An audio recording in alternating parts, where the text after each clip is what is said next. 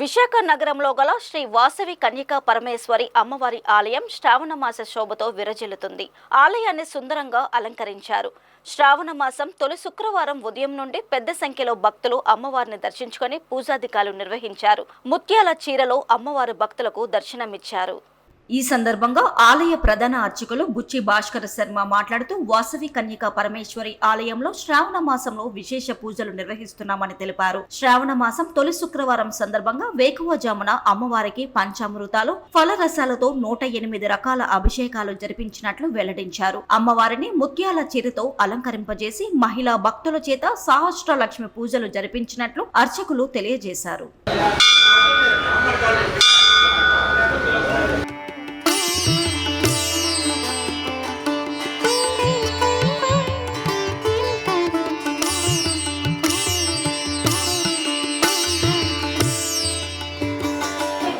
ఓం శ్రీ వాసవిదేవి నమః. నా పేరు రామిలి బుచ్చి భాస్కర్ కుమారస్వామి అండి. కన్యకాపుర దేవస్థానం ప్రధాన అర్చకుడిని. మా దేవాలయంలో శ్రావణ మాసం అత్యంత వైభవంగా జరిపిస్తున్నామండి. శ్రావణ మాసం మొదటి శుక్రవారం సందర్భంగా మా అమ్మవారికి ఈరోజు పంచామృతాలతో పలరసాలతో 108 రకాల ద్రవ్యాలతో తెల్లవారుజామున 4 గంటల నుంచి 6 గంటల వరకు అభిషేకం చేయడం జరిగిందండి.